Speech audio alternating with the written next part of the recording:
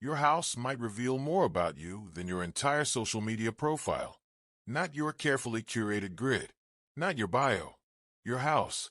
Psychology suggests that something as simple as how clean you keep your home can point to real, sometimes surprising traits about who you actually are.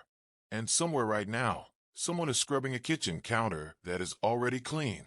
Not because it's dirty, because something else in their life feels completely out of control. You've done this. Maybe you didn't even notice you were doing it. And here's the strange part. The real reason some people clean constantly has almost nothing to do with dirt.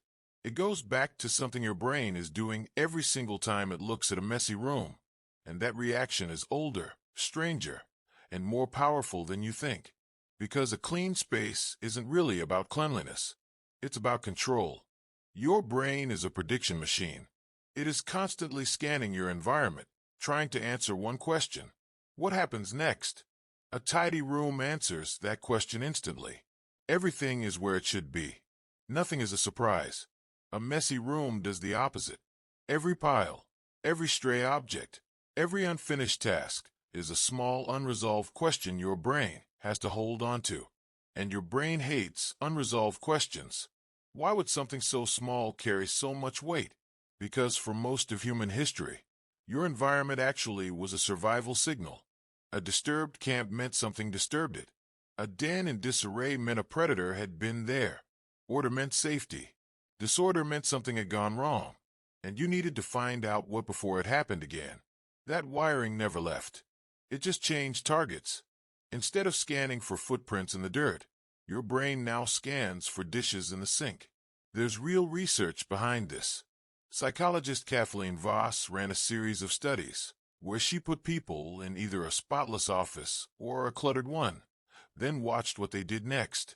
The people in the clean room were more likely to donate to charity, choose healthier snacks, and follow social norms without being told to. The people in the messy room broke more rules, made riskier choices, and leaned toward chaos in their own decisions. Voss's conclusion was almost unsettling. Your surroundings don't just reflect your mind. They quietly reprogram it. A tidy desk doesn't just look calmer. It makes you behave calmer. But here's where it gets stranger. The messy room group wasn't worse at everything. They actually scored higher on creative thinking tasks. Disorder loosened their mental rules, just enough to let in more unconventional ideas. So order doesn't just create calm. It creates conformity. And mess doesn't just create chaos. It creates possibility, which raises an uncomfortable question.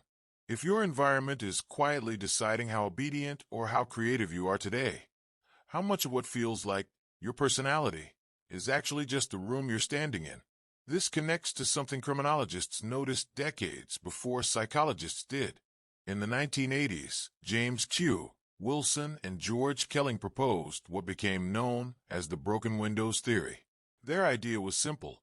If one broken window in a building goes unrepaired, it signals that nobody is watching, and more windows get broken soon after.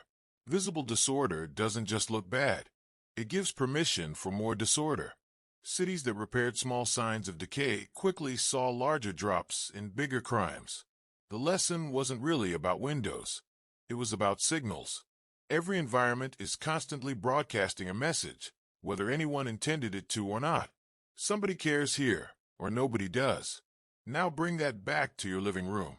Every unwashed dish, every pile of mail, every chair with clothes draped over it, is a tiny broken window. Not because mess is dangerous, but because your brain reads it as a signal. And the signal says nobody is currently in control here. For some people, that signal is loud enough to demand an immediate response. Wipe the counter. Straighten the frame. Fold the blanket. Not because the room needed it, because their nervous system did. There's a study that makes this even more visible. Psychologists Darby Saxby and Rena Rapetti followed women through their daily lives and measured their cortisol, the hormone your body releases under stress. Women who described their homes as cluttered or unfinished showed cortisol patterns that stayed elevated throughout the day, the same pattern seen in people carrying chronic, low-grade stress. Meanwhile, Women who described their homes as restful and orderly showed cortisol levels that dropped normally as the day went on. Their homes weren't just backdrops to their stress. Their homes were actively shaping it, hour by hour, without a single word being spoken. So when you scrub a counter that wasn't really dirty, you're not being dramatic. You're regulating your own nervous system the only way it knows how, by fixing something visible when something invisible feels unfixable. Doesn't that reframe every late-night cleaning spree you've ever judged yourself for? Here's the twist, though, and it's the part most people miss entirely. The instinct to control your space isn't inherently calm. It can just as easily be a symptom of the opposite. Constant cleaning doesn't always mean someone has their life together. Sometimes it means the opposite is true, and the counter is the only thing left that will actually hold still. The tittiest room in the house is sometimes owned by the person with the loudest internal noise, and cleaning isn't the finish line. It's the volume knob. Of course, this isn't true for everyone. Personality is complex, and a messy room doesn't automatically mean someone is lazy, any more than a spotless one automatically means someone has it all together. What research shows is a pattern, not a verdict, a tendency, not a diagnosis.